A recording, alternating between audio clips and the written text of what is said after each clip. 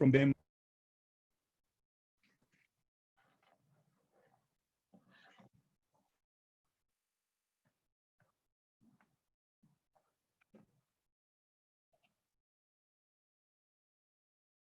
Good cry.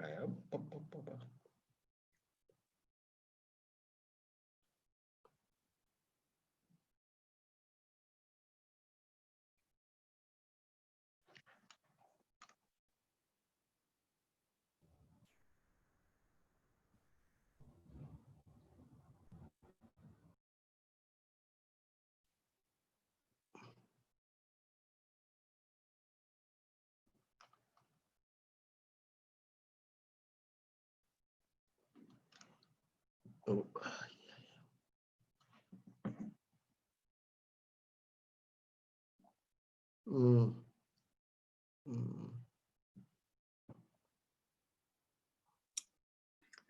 Brazil, your audio. Your audio, okay. Yes, Brazil, your audio is out. Oh, okay. Can you hear me now? Yes. Okay, so I'll repeat what I just stated. I wish to call upon Dr. Abdi Jama from ICPAC, who will give us a background of why we are doing this today. And as many of you are aware, in the past, the Global Regional Report on Food Crisis has only been issued globally. But this time around, we are having a regional focus on our region. And therefore, Dr. Jama will give us a synergy. What is the reason behind this? And then pass on the baton to Dominique Sabel from the Food Security Information Network, which is domicile, the secretary is domicile at the World Food Program. So let me pass the mic to Dr. Abdi Jama. Dr. Abdi Jama, you have the floor.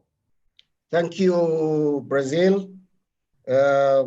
Executive Secretary of Igad, Dr. Wardane Gabeyu, the representative, the sub-regional coordinator of FAO, Mr. David Fury, the regional coordinator of WFP, Mr. Michael Dunford, USAID coordinator of the Office of Food for Peace, Michael DeSisti, ladies and gentlemen, participants, member states, you are all very welcome to this important meeting on the launch of the Igad Focus Report on food crisis. Igad has been a member of the Global Food Network Against Food Crisis since the beginning in 2016 and has been contributing to the Global Food Crisis Report since then. In 2018, we realized, looking back at the number of years we participated, that the region constitutes the biggest bulk of the number of people in need of food assistance globally. And so in consultation with the global network, we agreed that we will zoom on to the Igad region or the Greater Horn of Africa region to take this information closer to home. The global report used to be launched in the capitals of Europe, but for the last 2 years, we have launched the regional report here in our region. Initially, last year, we extracted the report from the global one, but we are also moving the process so that now the region here and partners from the region will develop the region and contribute to the report.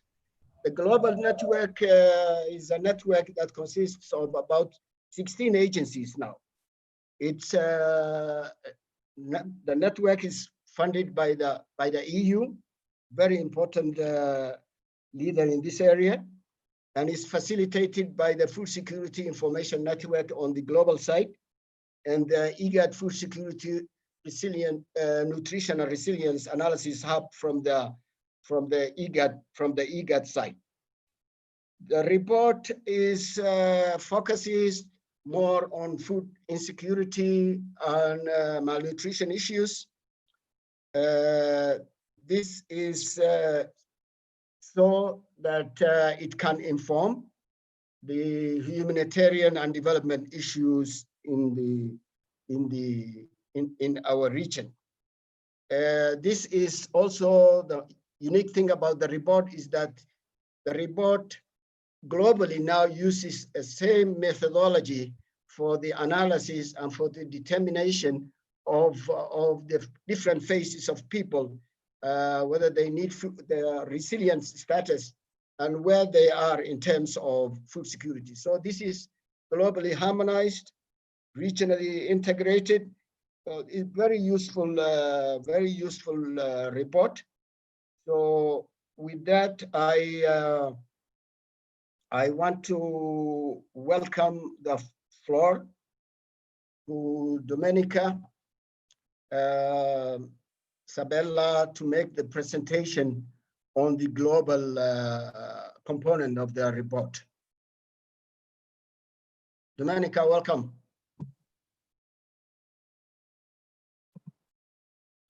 Hi, thank you. Thank you, Abdi, and thank you everyone for inviting me to give the presentation on the global report. So now I will share my screen.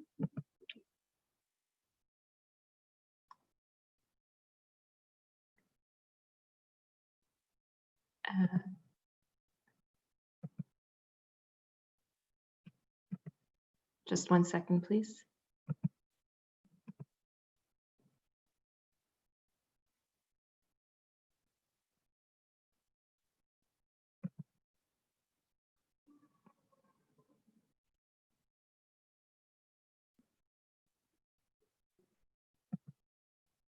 Okay.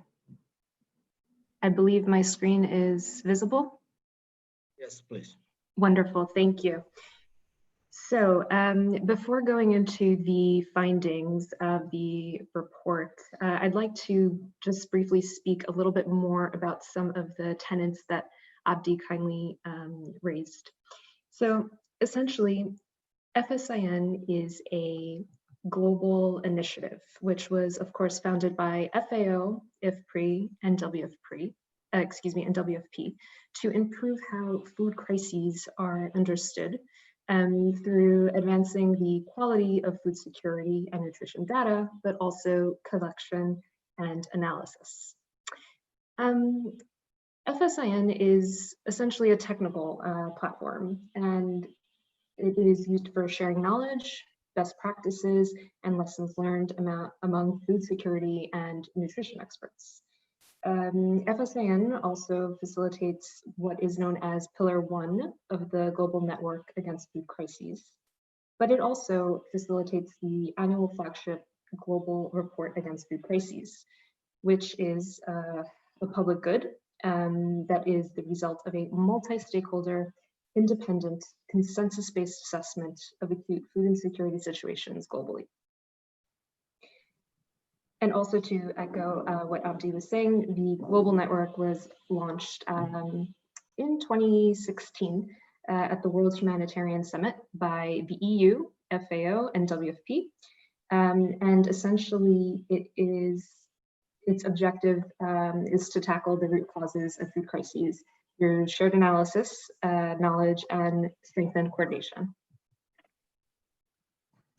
So the Global Report on Food Crises 2020, which was released actually just in April of this year, is the work of 16 partner organizations, which range in scope. It is the joint effort of the 16 organizations whose logos are on the slide currently.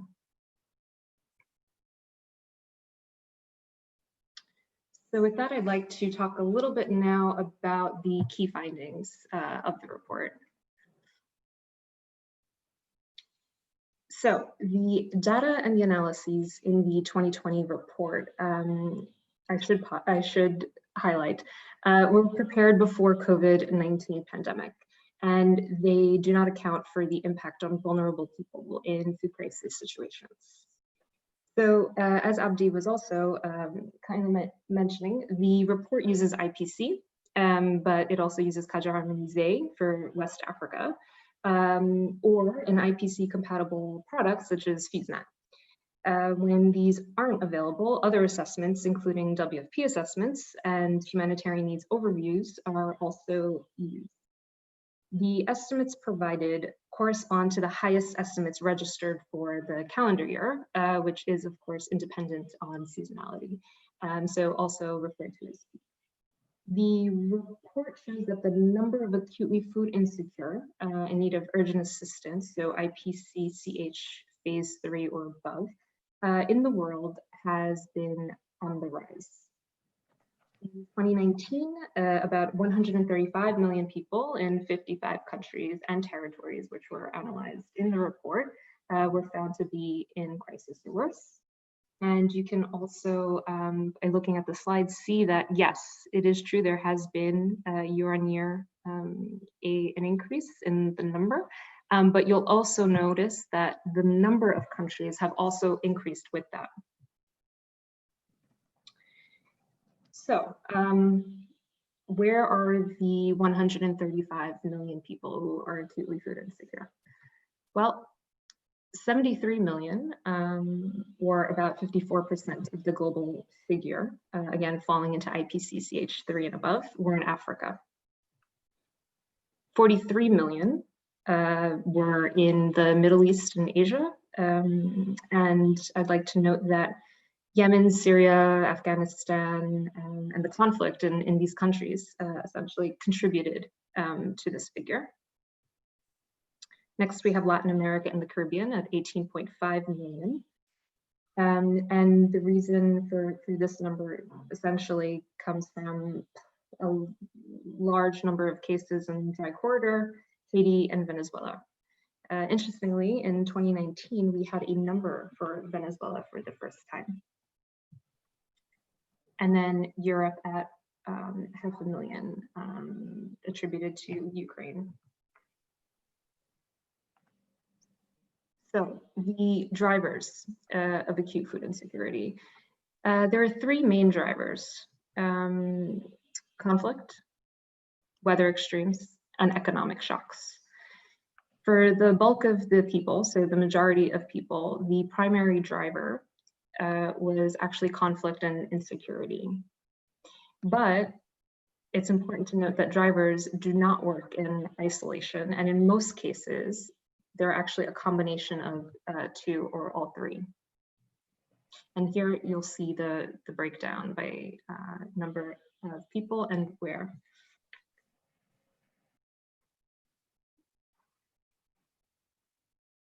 So displacement. While displacement isn't categorized as a primary driver in our report, displacement is often, a side effect of conflict, food insecurity, and weather shocks. We know that displaced people are vulnerable and are often vulnerable to food insecurity and malnutrition, often having to abandon their livelihoods, their assets, and often undertake very difficult journeys, settling in camps or in areas with limited access to basic services, or former social networks like family or essentially their communities. In mid-2019, there were 44.9 IDPs and 20.2 million refugees in the world. More of half of the global number of refugees were only hosted in 8 countries. In 2019, 10 countries, so the ones that are on the graph, Yemen, Democratic Republic of the Congo, Afghanistan, Venezuela, South Sudan, Syria, Sudan, Nigeria, and Haiti, constituted the 10 worst food crises, which is about 88 million people, or 65% of the total population in crisis or worse. Interestingly, 3 of the worst of the 10 were actually in Igad member states. So Ethiopia, South Sudan, and Sudan, which have been bolded on the graph.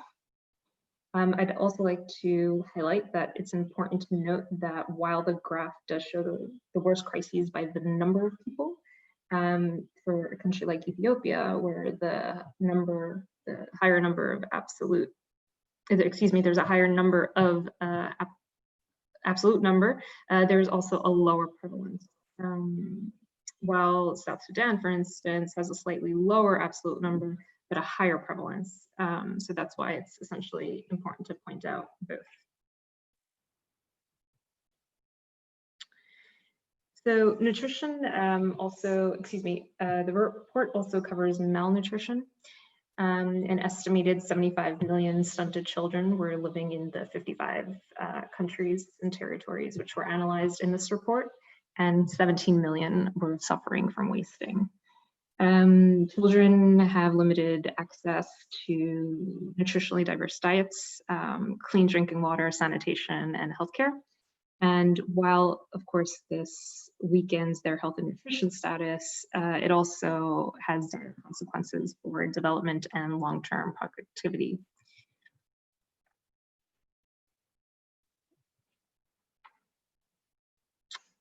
And lastly, while the report analyzes data from 2019, it also provides a short-term forecast for 2020.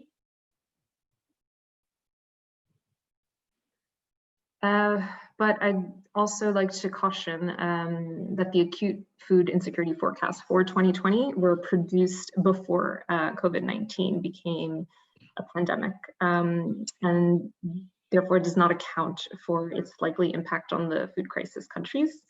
However, that said, conflict insecurity, weather extremes, desert locusts, economic shocks, and COVID-19 are expected to be the key drivers of acute food insecurity. And we expect that the 55 countries analyzed in the report will be vulnerable to the health and socioeconomic effects of COVID. And that additional countries, particularly those who are net food importers, oil exporters, and those who rely on tourism and remittances will also, of course, be impacted. So with that, I'd like to thank you again for the opportunity to provide insights into the global report on food crises.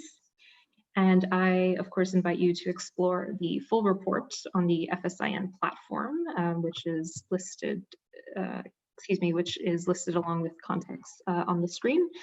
So that's www.fsinplatform.org. Thank you. Thank you. Thank you, Domenica. Without further ado, I will call on Dr. Goulet Artan to present the regional focus, and then we may have questions after. Dr. Artan, you have the floor.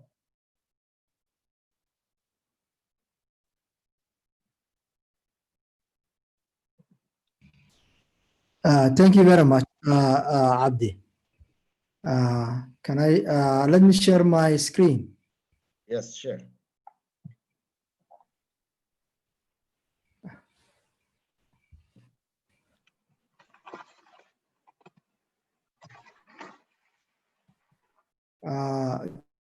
Kimoto, are you allowing me to share the screen? Okay. Yes, you're able to share. Yeah, okay. Yeah, go ahead. Yeah. I'm sharing, okay. Okay, thank you very much, Abdi, and good morning all. To the Secretary of Igad, the sub-regional directors of FAO and WFP, and representative of USAID, colleagues, ladies and gentlemen, good morning. I will present the regional report.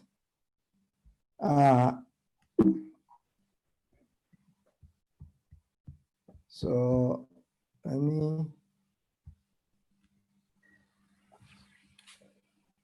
The Igad region is one of the most vulnerable to food insecurity in the world. Every year, weather extremes, conflict, insecurity, and economic shocks made worse by the vulnerabilities are responsible for pushing millions of people into acute food insecurity in the region. This report is informed by a joint acute food insecurity and malnutrition analysis, as has been said by the two previous speakers. It provides a regional baseline of the numbers of the number of acutely food insecure people in need of food and livelihood assistance in the region. It fills key food insecurity and malnutrition related information gaps, including trends, forming an important reference for technically sound programming and policy making around food security and nutrition issues in the region. The report is a collaborative effort between Igad and 15 other institutions. The logo of the institutions who have contributed to this report are shown here on the slide on the lower end.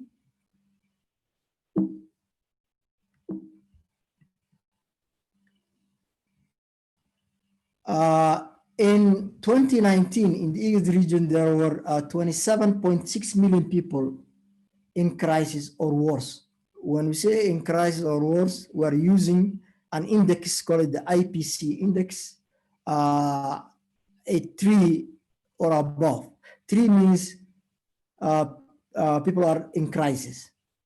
Levels of acute food insecurity across all the member states analyzed. All of them had people who were above 3 or above IPC number. There was no data from Djibouti and Eritrea. The 27.6 million represent 20% of the 135 million people that was described in the previous presentation. In 55 countries analyzed across the globe.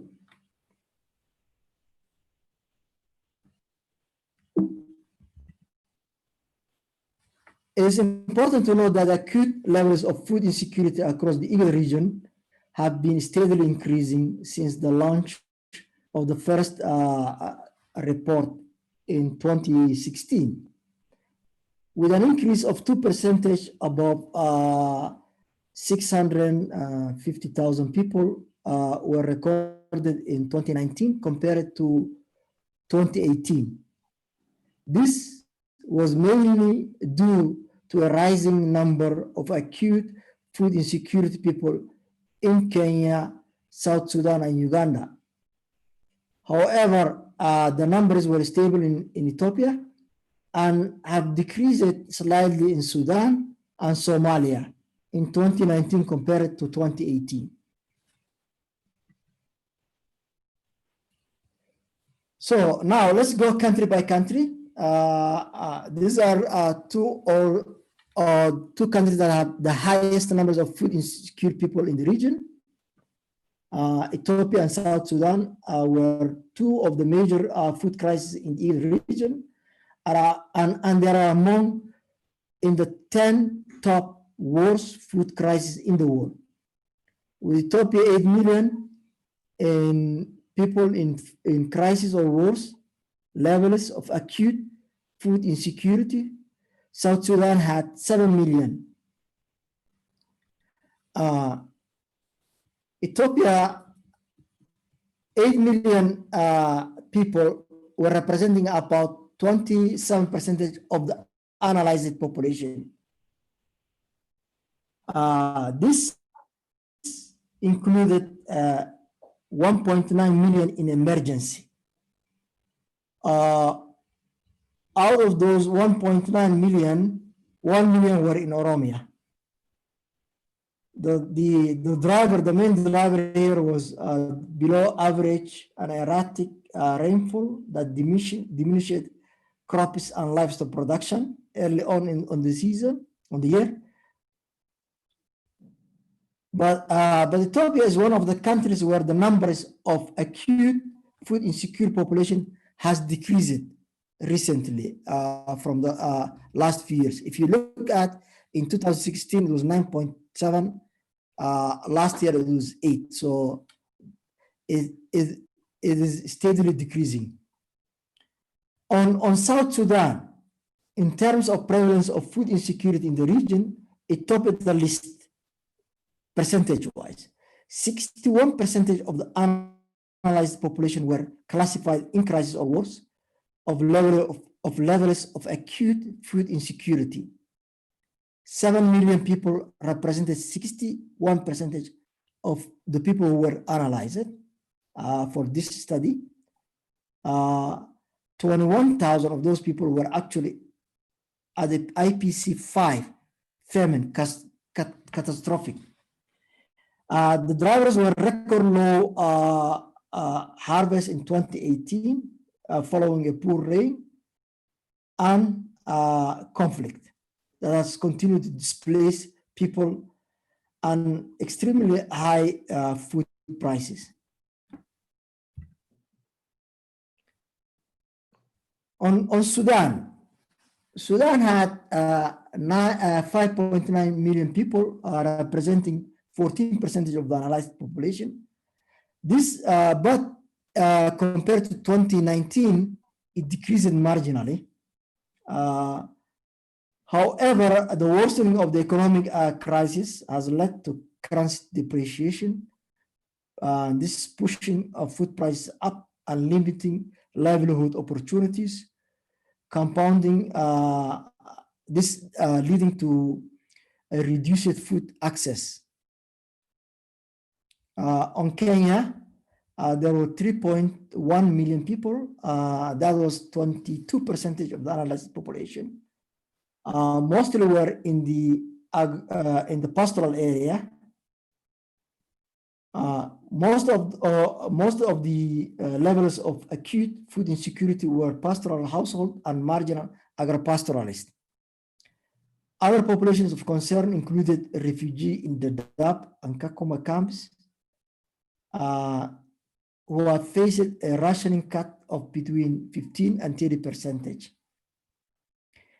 Also, Kenya, the rains of the early part of the year on March, April, May were well below average. So those was pushing the numbers up this year compared to last year. On Somalia, we had 2.1 people in acute who were in crisis. This was around 17% of the analyzed population. The drivers were consecutive below average rains, resulting in lowest cereal harvest since 1995, and a protracted conflict and insecurity. So in Somalia, although there was a decrease compared to 18, because the rains of the last part of the year were really good, the driver was actually the dare season, the short rainy season in the early part of the year. Also, let's keep in mind that country has 2.6 million IDPs, disproportionately food insecure due to limited livelihood opportunities, with a significant proportion of them categorized in stress or crisis level and acute food insecurity. In Uganda, there were 1.5 million. This is not Djibouti.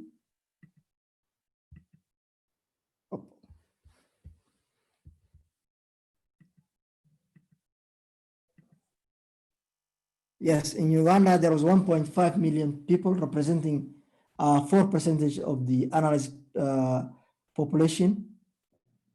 The majority of those were refugees and asylum seekers, fleeing conflict and the lack of basic social services in South Sudan, as well in DRC. Also, there was a late onset of the early 2019 rains in Karamoja, who have contributed, resulting in early severe lean season in the February-July season of 2019.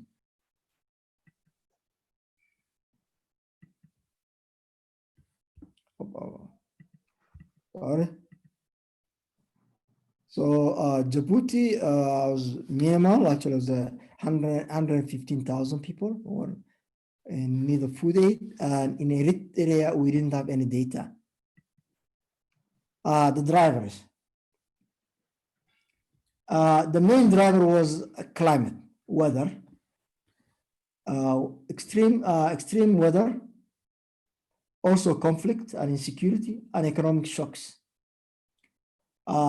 Extreme weather formed the primary driver of acute food insecurity for an estimated 13.2 million people facing acute food insecurity. Around half of the region, and that was around half of the food insecure people. And those were mainly in Ethiopia, Kenya, and Somalia. Conflict and insecurity formed the primary drivers of food insecurity for an estimated 8.5 million people, around 32% of the overall food insecure population. Those were mainly in South Sudan and in Uganda as refugees. In Uganda, mainly being refugees who have left conflict area in their home countries.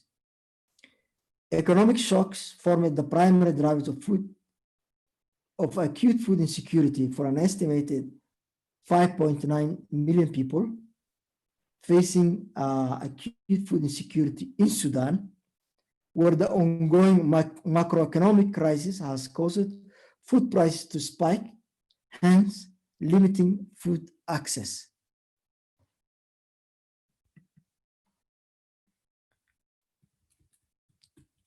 With those numbers, the 27.9 million, let's remember there are 35 million citizens of this region in 5 countries who are at IPC2 level. People who are in households with minimal adequate food consumption, but are unable to afford some essential non-food expenses without engaging in stress coping strategy. Basically, people who are on the borderline of needing food aid that cannot cope with any more shock. When today in this region, beside our normal shocks and the global shock, we have an unprecedented invasion of desert locusts and an economic shocks created by measures, although needed, put in place by the Igad member countries to control the spread of COVID-19. A great part of these people will be on good candidates to fall on IPC3 in need, people who are in need of acute, who are in need of, who are acutely food insecure.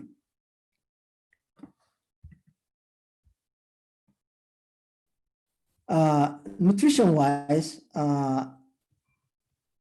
approximately 13.6 million children, or 1 in every 3, were starved, with the highest numbers recorded in Ethiopia, Sudan, and Uganda. Some 9 million children were acutely malnourished, 2.3 million of them severely so. In Djibouti, South Sudan, and Sudan, the prevalence of global malnutrition was above the very high threshold of 15%.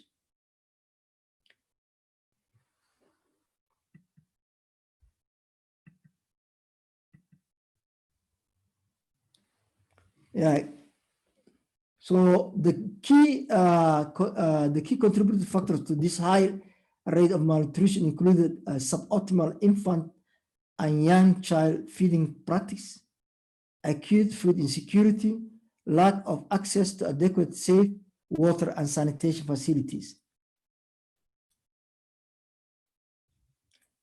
and diseases which are exacerbated by the recent flooding, widespread flooding that has seen in the region in the last 2 seasons and is still ongoing in some parts of the region, and most probably will shift to the north parts of Ethiopia and Sudan as the season progresses to the north. By the end of 2019, the Igad region was hosting 4 million refugees. Displaced continued to be both a cause and a driver of food insecurity and malnutrition in the region. Around 50% of the region refugees were from South Sudan. Uganda continued to host the highest number in the region with 1.4 million refugees, followed by Sudan with 1.1 million and Ethiopia with 700,000. Additionally, the region hosted around 7.7 million internally displaced people, including 2.6 million in Somalia, 1.9 million in Sudan, and 1.6 in Ethiopia, and 1.5 million in South Sudan. While displaced population tends to be disproportionately dependent on humanitarian food assistance, including shortfalls, forced rations cut in food and not food items in Djibouti and Ethiopia, Kenya, and Sudan.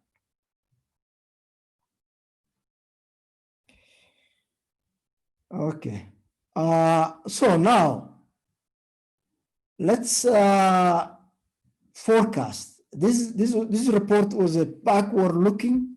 Let's look forward. As we are talking now, there are around 25 million people who are facing acute food insecurity, requiring urgent actions. From analysis that were done before the outbreak of COVID-19.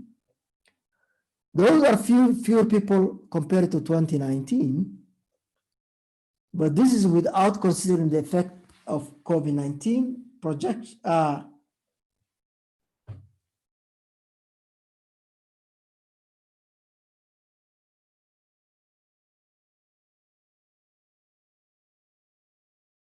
Production and the recent floods that we have seen.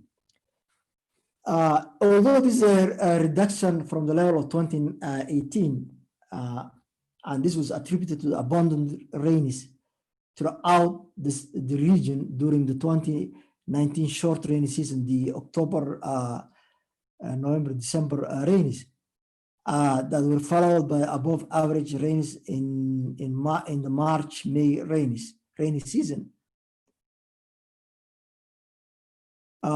But this has it has displaced a lot of people. There are around, from analysis that we have done at Igad, there are around 2.5 million people who were displaced by the floods. And there are around 30 million people who are food insecure and who live in an area that are under threat by desert locusts. This number is over, and so the numbers are very likely will increase, especially when you consider the desert locusts. The region has witnessed one of the worst desert locust invasions. This was the worst for Eritrea, Ethiopia, and Somalia in 25 years, where for Uganda and Kenya, this was the worst in 70 years.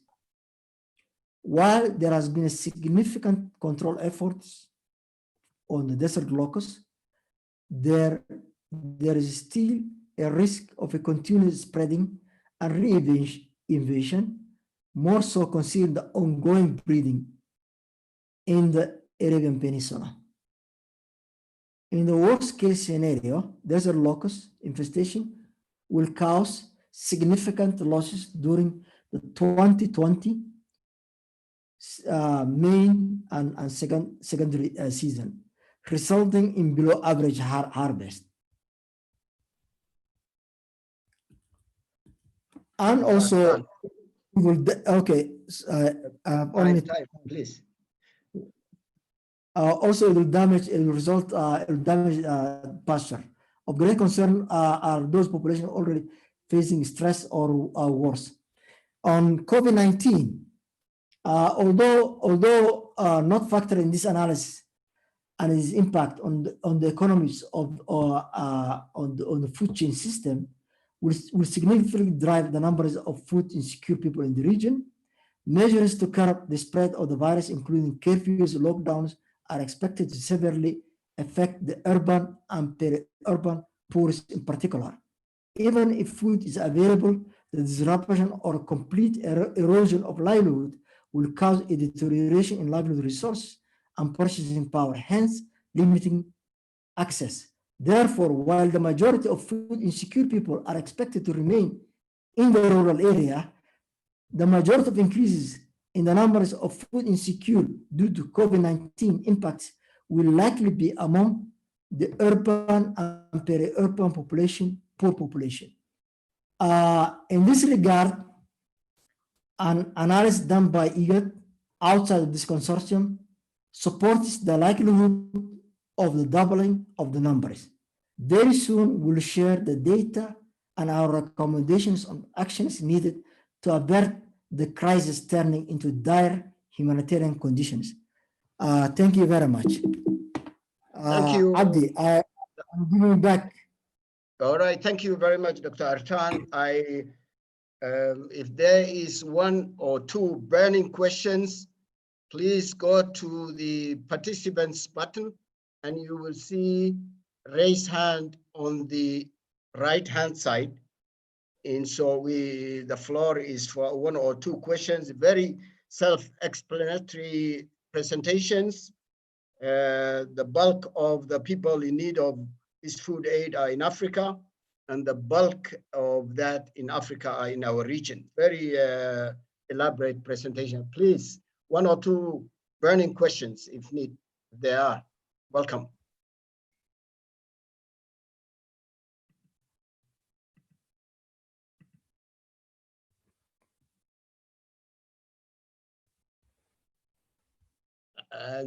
Is everybody muted? Kimotho, is everybody muted?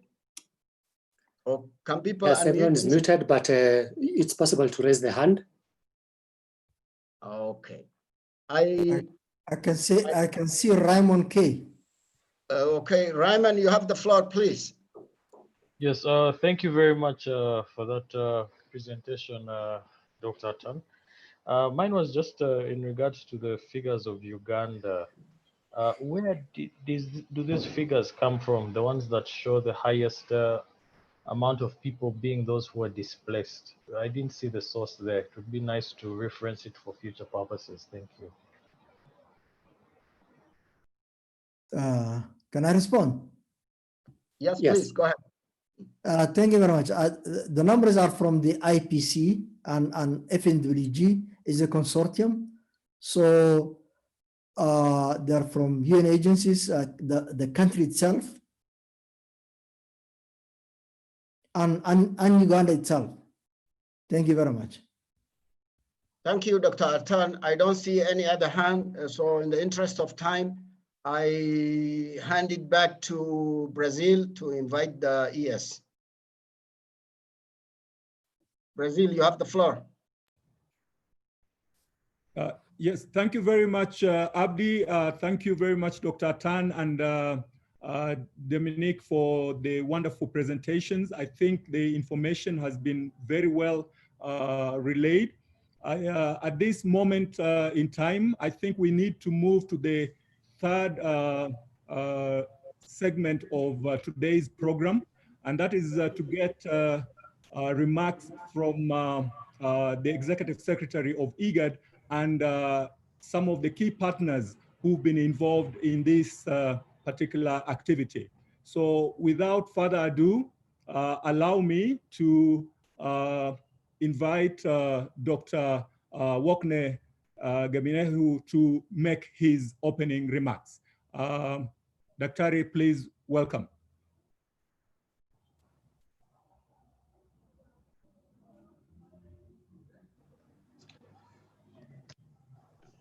Thank you very much. Good morning, everybody. Thank you for the report, as well as for the presentation from Dr. Artan, as well as Dr. Abdi. This is very important report, as well as a timely one for us, because the report shows that we are really clearly in a problem that we have to act collectively. So thank you very much for this timely report. Distinguished participants, colleagues, ladies and gentlemen, it gives me great pleasure to welcome you on this morning to launch the second regional conflict report on food crisis. The first regional report was released in September 2019 after Igad advocated for an increased focus in our region because we have the highest collective levels of food insecurity in the world. In other words, the Igad region had the dubious distinction of the majority shareholder of food insecurity in the world. This report provides a comprehensive analysis of the magnitude and severity of food insecurity and malnutrition in the Igad region and brings to our attention the number of our brothers and sisters who are living daily with food insecurity. The statistics in this report show that Igad region is one of the most vulnerable regions to food insecurity globally. Of the 135 million people who no means to feed themselves in the world, 27.6 million, or 1 out of every 5 people in the world, are living in Igad member states. In addition, an estimated 9 million children across all Igad countries are acutely malnourished, meaning that they are underweight and not living up to their full physical potential. Let me step away from these impersonal numbers and appreciate what they mean at the personal level. What it means is that if you are living amongst our most vulnerable populations, you are likely to sleep hungry 3 out of 7 nights every week. Going back to the numbers, the Igad region accounts for only 3% of the world's population and yet receives approximately 40% of total food aid and assistance.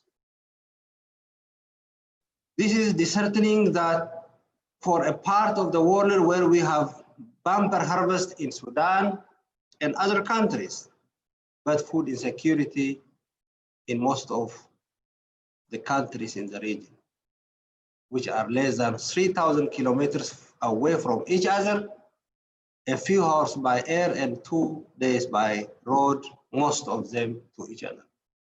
Right now, 25 million of our brothers and sisters in the Igad region are depending on us to come up with solutions that keep them alive. The number of food insecure people is likely to increase by 5 million and reach 30 million if we do not act decisively. Dear colleagues, brothers and sisters, our brothers and sisters facing food insecurity are often victims of forces beyond their control. Climate change, weather, variability, conflict, and insecurity. And of course now COVID.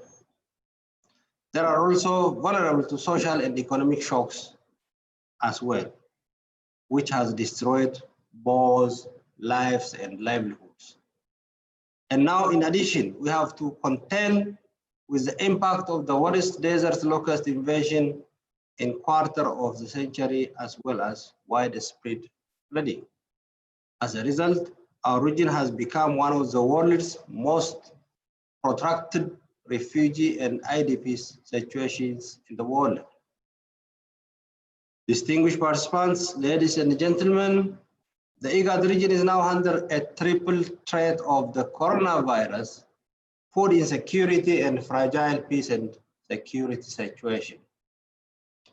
If we factor in the imminent desert locust invasion, widespread flooding, and inevitable migration, it becomes, according to Igad strategy, the crisis of 3 layers, that is 3 plus 2 plus 1. This locust invasion is threatening both food crops and livestock fodder. At the same time, measures to curb the spread of COVID-19 pandemic have conversely led to slowdown of the economy, particularly the agricultural sector, thereby triggering a significant loss of livelihoods for both rural and urban populations. I invite you to consider a future where these phenomena are likely to be an ongoing reality and can no longer be considered as abnormal, but rather a new normal. This means that we have to factor in these emerging dynamics within our programs, strategies, and policies for food security and nutrition from now henceforth. In spite of these challenges at the Igad region, we have our fair share of wins that contribute to the reduction of food insecurity. For instance, we have observed an increasing recognition of the food security and nutrition conflict nexuses. In response, at Igad, we have stepped up our engagement in regional and national peace building in Somalia and South Sudan. We are also seeing political reforms in Sudan and peace between Eritrea and Ethiopia. It is our expectation that through these peace building initiatives, there will be a reduction in the number of people facing conflict-driven food insecurity and a reduction in the levels of displacement in few places.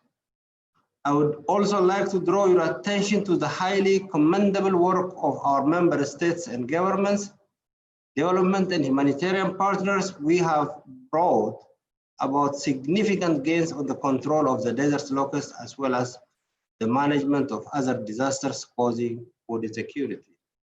In order to respond effectively and build on the effort of our member states, this situation calls for re-examination of the way we have been doing things and the courage to doing things differently going forward. For instance, greater effort, the need to be paid to resilience building if Igad is to safeguard the development gains already achieved so far and reduce the vulnerability of our people to future shocks and stresses. These reports present the opportunity for us to make a scientific case for the food crisis situation in our region, to analyze the complex interplay between drivers and consequences for food insecurity, and to discuss ways of averting the crisis. It should therefore remain a key reference for technically sound programming, strategizing, and policy making around food security and nutrition in our region. At this juncture, I appeal to the international community and Igad partners to support ongoing efforts in the Igad region to respond to the triple threat of coronavirus, food insecurity as worsened by desert locust and flooding, as well as challenges to peace and security in the Igad region. I call upon you to mobilize more technical and financial resources to our cause that is going to be the cause of the region as well as the cause of international cause. In conclusion, I wish to thank FSIN, FAO, IPC, UNHCR, UNICEF, and WFP, who work very closely with Igad to collect the data, conduct the analysis, arrive at conclusion, and develop the recommendations that make this report significant tool for policymakers and implementers going forward. I invite you to join me as we commend them for their good work. Let me also thank each and every one of you for honoring our invitation to this lounge. Your presence here is indeed proof that the actions required to address the food security and nutrition gaps in our region go beyond the capacity of any single organization. Be assured that Igad is prepared to continue working together with all of you to deliver on its commitment to eradicate and reduce food insecurity and malnutrition in our region. I thank you very much. Thank you very much, Dr. Wakne, Asante Sana. And without further ado, I want, since we are running quite behind schedule, I want to call upon one of the key partners to this endeavor. And this is my brother from FAO, the representative, the sub-regional coordinator for Eastern Africa, David Phiri. David Phiri, if you are on, please take the floor. Thank you so much. I guess you can hear me, right? Yes, go ahead, very clear. Okay, thank you very much, Director of Ceremonies. So my regards to the Executive Secretary of Igad, Dr. Wakne, the representatives of Igad member states present, the representatives of USAID and EU, as well as other development partners, Dr. Artan, Dr. Abdi Jama, and other Igad colleagues, Michael Danford, my WFP director colleague, and other UN colleagues here present. As shown by the regional report presented a few minutes ago, the food security trends for the East Africa region are extremely concerning. We continue to see a steady increase in the number of people in crisis and facing worsening food insecurity each year. Since the first publication of the Global Report on Food Crisis back in 2016. However, we could also look at the same figures from a more positive angle. The March to May period of last year saw the lowest rainfall levels since at least 1981 across parts of the Horn of Africa. Despite this, food insecurity did increase, but only increased by 2%. The fact that we did not see much larger figures in this context can likely be contributed to several factors. First, stronger regional partnerships enabled evidence-based early warning and well-timed joint calls for anticipatory action. Second, the availability of early warning information allowed for the more timely implementation of emergency food security and nutrition programming compared to previous crises. In other words, we're doing better all the time. And lastly, ongoing resilience programming that addressed the root causes of food insecurity and reduced households' vulnerabilities to climate shocks have helped affected households get through this challenging time without engaging in the severe types of coping strategies that could have threatened their livelihoods, food security, and nutrition status.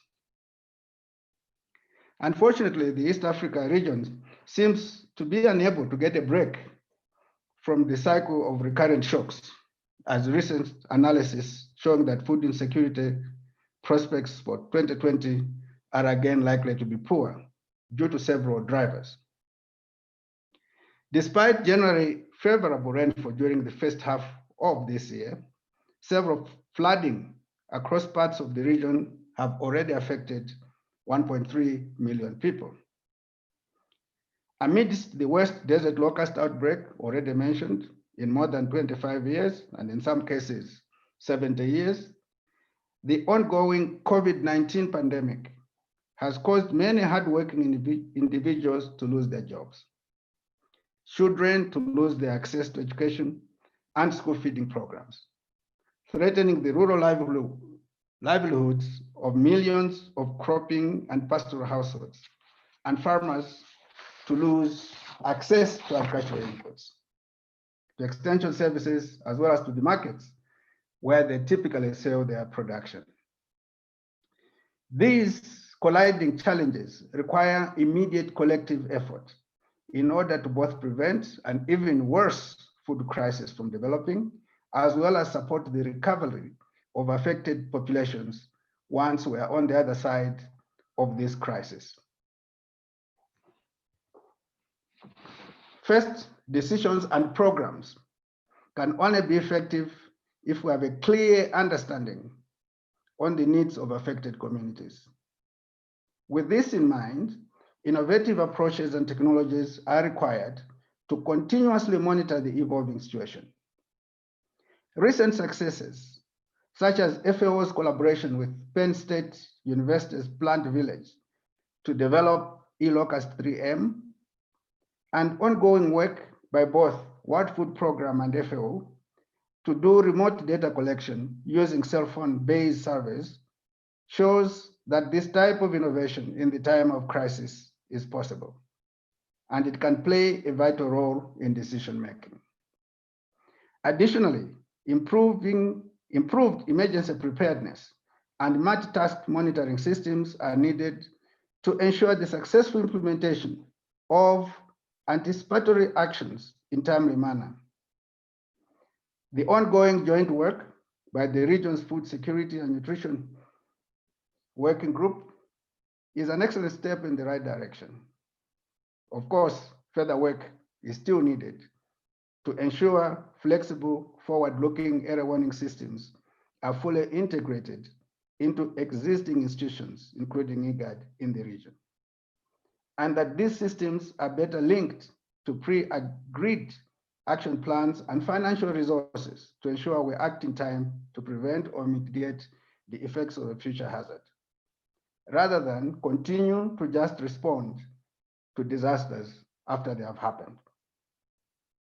Risk-sensitive and shock-responsive social protection programs are also required to protect incomes and livelihoods, prevent negative coping and food insecurity, as well as help agricultural men and women maintain their production and ensure continued functioning of the agri-food system.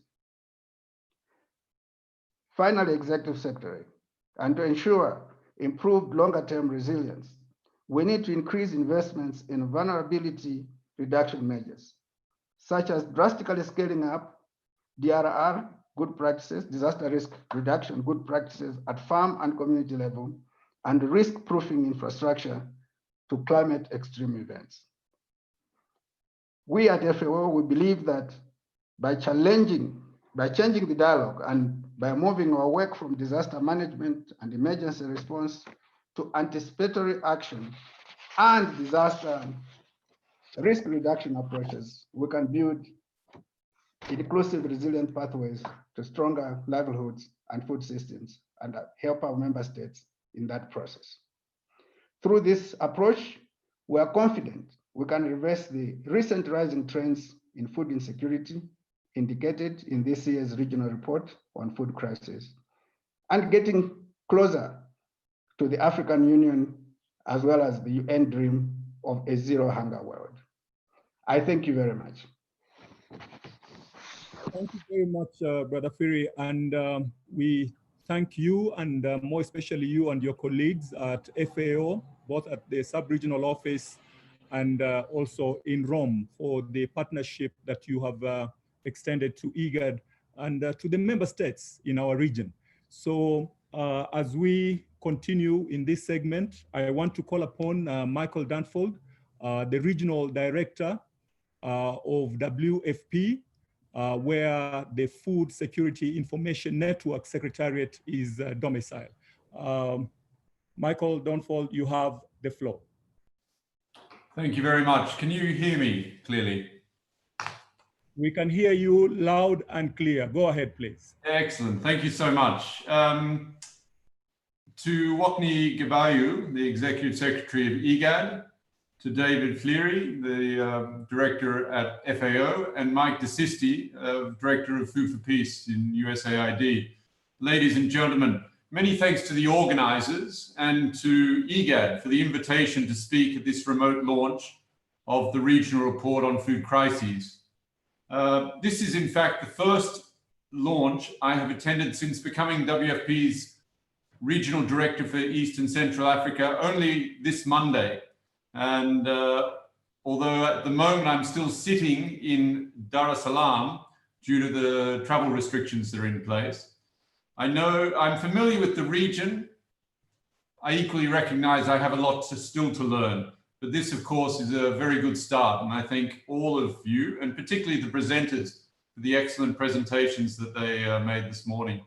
This report clearly notes that the data and analyses were prepared for the global crisis, before the global crisis unleashed by COVID-19 pandemic, and do not account for the impact on vulnerable people in the food crisis situation. However, the report is an extremely strong foundation to learn about food insecurity in the region in 2019, and therefore possibly to extrapolate what might be the added impact of COVID-19 and what is being done and must be done to limit the effects as much as possible. This is largely because the report is a byproduct of the annual global report, which was launched a few weeks ago. Both reports are the result of a complex multi-partner process involving many agencies and individuals facilitated by the Food Security Information Network. And I'd like to thank all of these participants, and it really speaks to the strength in the partnership of such an alliance. I have a few observations from projections made by WFP on the possible impact of COVID-19 on the region. I sincerely hope that some of them will prove to be wrong, but I just wanted to give you an idea of what we at WFP see as the significance of COVID-19 here. As we all know, COVID-19 is spreading across East Africa and the Horn, but somewhat more slowly compared to other parts of the world. But the virus still has the potential for massive impact on a region much less able to cope than other parts of the world with a stronger health infrastructure and other advantages. COVID-19 is an unprecedented crisis because it affects not just one country or region, such as Ebola did in 2015, but it's also just not a supply side issue, such as a drought or a locust, or a demand issue, such as a recession. It is both at the same time and on a global scale. WFP has estimated that the number of people suffering from acute food insecurity in this region could even double in the coming months because of COVID-19 and its socio-economic impact, particularly considering the significant number of urban poor who are likely to be food insecure and have not been part of the IPC analysis so far. As this report shows so well, food security and livelihoods were already under severe threat in the region before COVID-19, now combined with desert locusts threatening the main harvest and the recent flooding impacting lives and livelihoods, the situation is much worse. From the start, the top priority to mitigate food insecurity during COVID-19 was to keep borders open. A protectionist response would have been a disaster. WFP commends the government and Igad for cooperating to keep food flowing so people depending on markets can still access the right food at the right time. Delays at borders because of restrictions on truck drivers carrying commercial and humanitarian cargo in the region have been a cause for concern, but we are already starting to see some positive impact from the cooperation at the government level, and long may this continue. WFP's major concern now is the inability of the poorest of the poor to access nutritious food, even if it is available in the markets, as it is out of reach of the hardest hit households. Without a concerted effort to contain the evolving livelihood and food security crisis, both within the region and globally, it is likely that COVID-19 could well turn into a hunger pandemic. The effects of lockdowns and restrictions and the expected economic recession are expected to lead to major loss of income for many poor in the region who are already living right on the edge of hunger. The lifeline of remittances from abroad has already dropped sharply in the region. And these are some of the reasons why governments, international financial institutions, the United Nations, and donors are stepping forward to drive back COVID-19 and to protect the most vulnerable with the kind of international resolve that is vital to contain a plague that knows no borders. We will all see in the coming months whether we succeed or fail, but this report helps us all to better understand the complex dynamics of food security in the region, and therefore better see what needs to be done to stop COVID-19 advance at such a perilous time for the world. Again, I'd like to commend and congratulate those involved in developing this excellent report. I also very much look forward to meeting all of you in the very near future when I move to Nairobi. I thank you all for my ability to participate. Asante sana. Karibu, and thank you very much, Michael Danford, for joining us this morning and for making that wonderful intervention and indeed putting things in that regional perspective.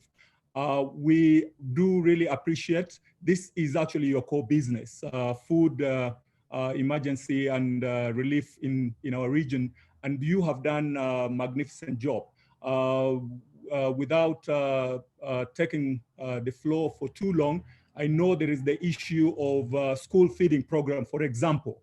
With the schools being out, I know quite a number of children who will suffer, who only get, the only meal in sometimes they get is only the food that World Food Program provides them when the schools are in session. Thank you very much. Please pass our regards to your colleagues at WFP, and we really appreciate the work that FSIN is doing out of Rome as where the Secretariat is, and we look forward to your cooperation and partnership moving forward. So we have another Michael DeSista, who is from USAID. He's also from the regional office for Food for Peace. So Michael DeSista, you have the floor, and most welcome. Thank you very much. How can you hear me okay? You are very much loud and clear. Go ahead, Michael. Okay, great. Thank you so much. Honorable Executive Secretary, distinguished representatives from member states, ladies and gentlemen, colleagues and friends, it's really my pleasure to be with you today. Thank you so much for the invitation to participate in this important event. While the regional addition to this global report on food security crisis is primarily retrospective, looking through the rearview mirror, so to speak, at the challenges of the year just passed, I think so many of the key takeaways are directly relevant to the key issues of today and tomorrow. And having listened to colleagues from WFP, FAO, and FSIN talk about those challenges, I think we're all fully focused on today and tomorrow. I was interested to note that the report refers to as secondary drivers of food insecurity, health shocks, and crop pests, which in the current context have really risen to the fore, layered on top of impacts, as we know, from conflict and weather-related shocks in this region, which is one of the most food insecure of the world. The mixed blessings of good rains have resulted in many countries another generation of locust breeding. USAID has provided more than $19 million in humanitarian assistance to support regional efforts to control the desert locust outbreak in Ethiopia, Kenya, Somalia, and Sudan. USAID is also very closely tracking the impact of COVID-19 on hunger and food insecurity in the region, with plans for significant levels of support for most vulnerable populations in several Igad member states. As Michael from WFP noted, many of these vulnerable populations are in urban areas, which is a relatively new geography for our food assistance activities, given that movement restrictions have cost many residents of informal settlements, in particular, access to daily wage and therefore food. We know from experience that pandemics like the West Africa Ebola outbreak lead to disruptions across the food chain that have system-wide impacts on food security and nutrition. Michael referred to this as well. IGAD's influence on member states in maintaining open borders for intra-regional transport of essential food and non-food items without compromising the health and safety of the citizenry will be critical to ensuring availability of food and maintaining stable markets. USAID is committed to addressing food system failures by strengthening capacities to keep agricultural and food production and agri-food supplies and policies operating smoothly in order to provide affordable food to consumers and incomes to the producers. We will not spare efforts to prevent households from falling irreversibly into severe food insecurity and malnutrition with long-term social and economic consequences. But neither USAID nor any of the institutions on this call alone has the resources or capacity to meet what we're recognizing as unprecedented needs in the months ahead. As David from FAO stated so well, data-driven early warning, followed by early response, linked to resilience investments, reducing vulnerability to shocks and safeguarding development gains, gives us a clear path, though not an easy path, for preventing the food and nutrition crises that are highlighted in this report. As well stated by FAO correctly, risk-sensitive and shock-responsive social protection programs are key elements. This is a solid foundation for IGAD member states to really take control of their respective journeys to self-reliance. But making this work requires partnership, the kind of partnership that I think is so well reflected by the institutions and professionals with the capacity and commitment you bring individually and collectively to the table who are represented on this call today, which is really encouraging.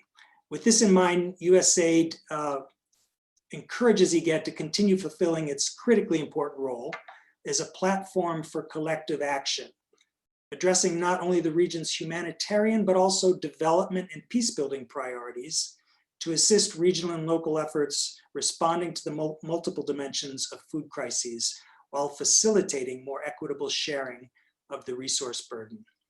So thank you once again, and good luck to us all. Any questions, I'll be happy to answer.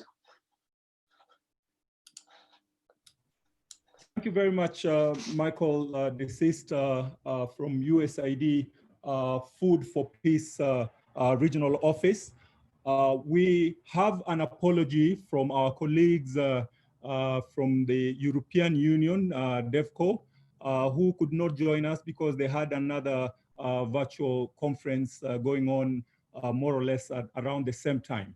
However, we appreciate the role and the contribution that European Union has played in this particular undertaking and in other development ventures that the region has been involved.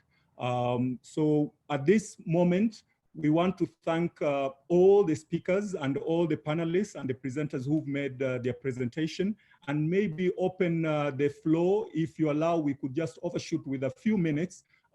We have, it is now almost, 25 minutes past 11 in Nairobi, and we were to close by 11:30, but I'm sure we can allow a few questions or comments before we wrap up. So I see Almaz from Ethiopia has her hand up. Almaz, please take the floor. Okay, thank you. First of all, I would like to appreciate all the presenters. But my question is always, my worry is, when shall we stop crisis management? You know, as we can see, preparedness issues are almost ignored or neglected, I think, in the region, in my opinion. Is there any room to shift from crisis management to disaster risk management? And what are the challenges to do this risk management? Thank you. Thank you very much, Almaz. Do we have another hand, another contribution, comment? I think any of the panelists or presenters could actually take the question or the comment that was made by Almaz.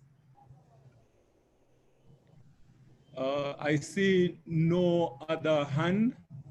If we can address that particular issue, any person wants to react to it, the DRM issue?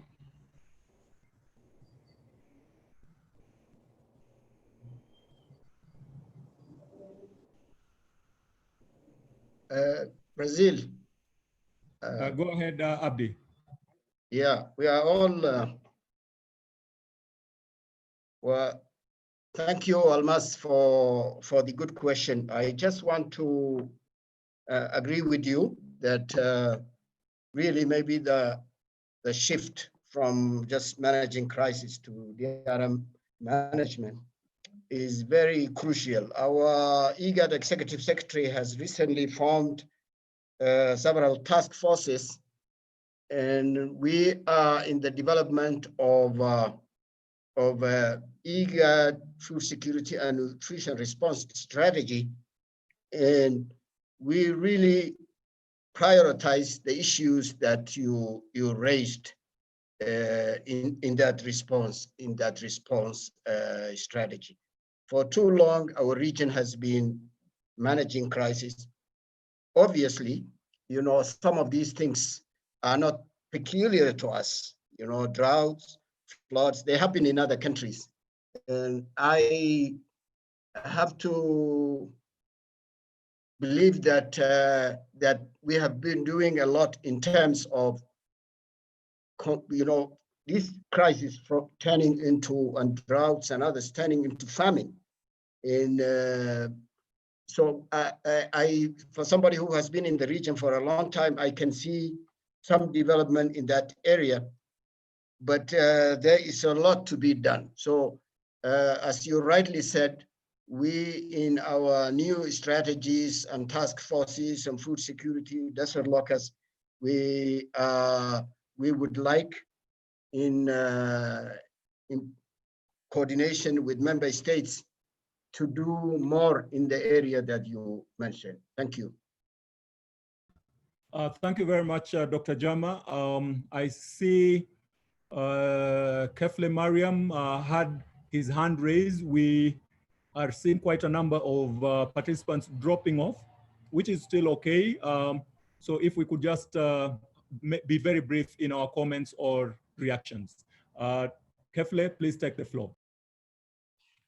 Thank you, Brazil. Let me thank the organizers of this session, which is very good. I appreciate. But let me go directly to what Almaz said. Almaz, she deserves a proper response, and at the same time, all the participants also should be informed that what Almaz is saying is we should move away from crisis management, which is always the conventional doing of things, to risk management and address disasters from the development perspective.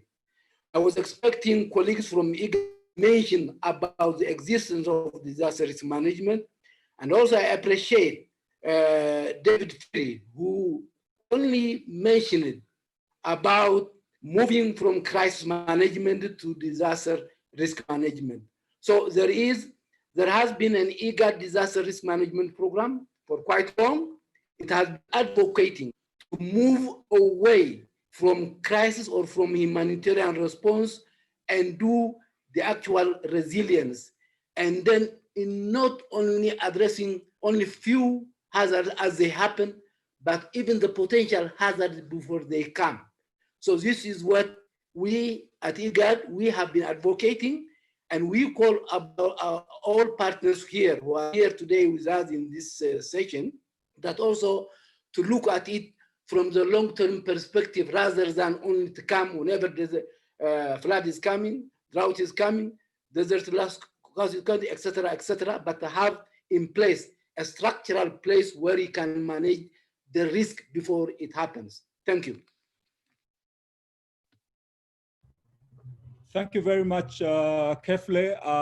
I know this is a subject that is you are very passionate about, and you have been at it for a very long time. And indeed, point has been noted, and I am sure moving forward, we hope business will not be conducted as usual. There is a statement about that we hear so many times, but now it makes more sense than ever before. And this is that when it rains, it pours. In our region, I think we have experienced quite a number of disasters and pandemics at almost at the same time, be it cyclones coming in double, floods, landslides, the locusts, and now the COVID-19. But I agree with you, and I'm sure everybody else does agree with you, that moving forward, I think we need to move away from firefighting and being more proactive. So I see Gema Cornell, who has also raised a hand. If you can be brief, Gema, please, you have the floor.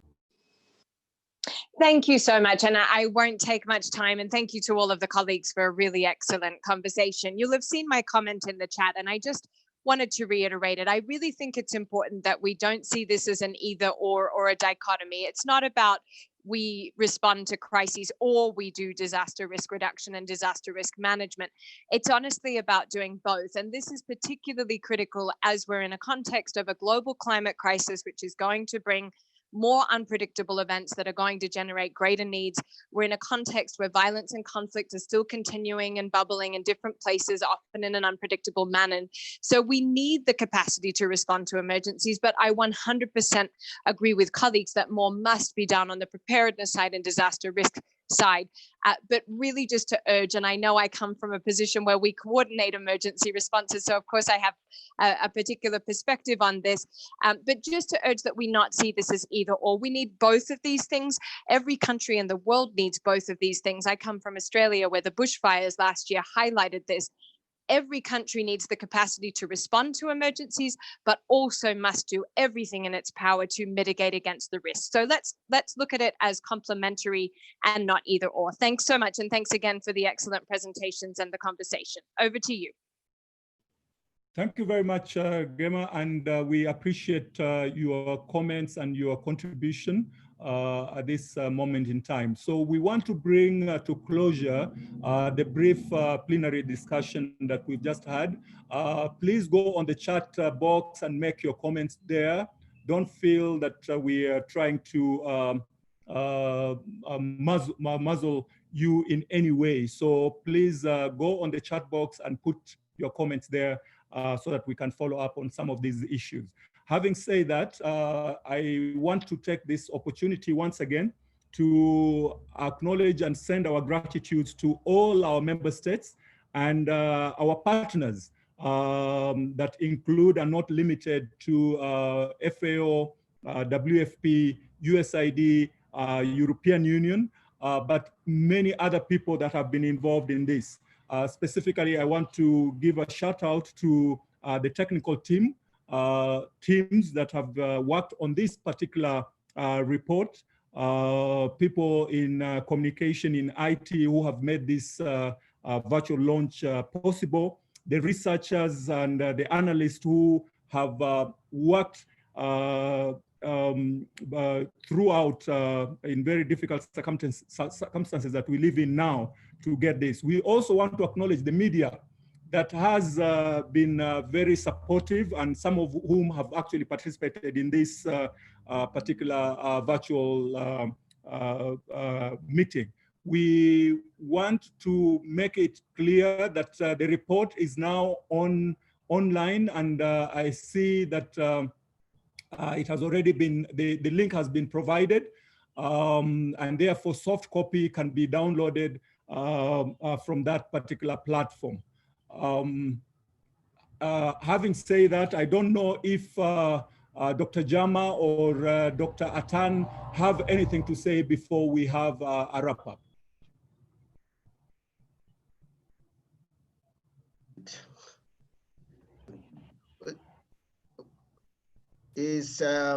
Thank you, Brazil. I was just wondering if the communication team is here, Mata or Wawira, to let us know the communication on the communication side, the activities that are ongoing and planned.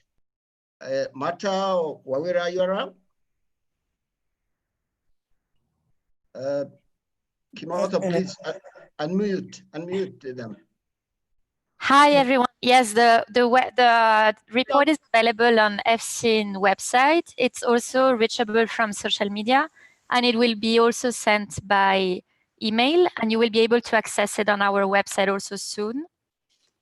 Our website is currently down, but for now you can reach the report on FCN page over social media and by email. Is it live streaming also on YouTube, I think? Yes. It's been live streaming throughout, and at the end of the program, the video will still be available through the same link. Good, thank you. Also, this program is being recorded, so it will be shared with the participants of the meeting. Over to you, Brazil. Thank you very much, Dr. Jama. Thank you very much, Mata and Wawira, and also our communication colleagues at WFP and FAO for a job well done. Once again, we thank everybody who was able to join us, and we look forward to keep engaging on this subject matter moving forward. Thank you very much, and you can leave at your own pleasure. Thank you very much.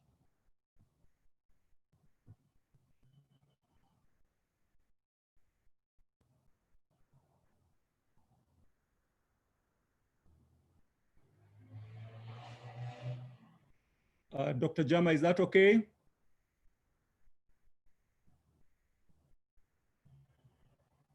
Are you still there, Wawira or Mata?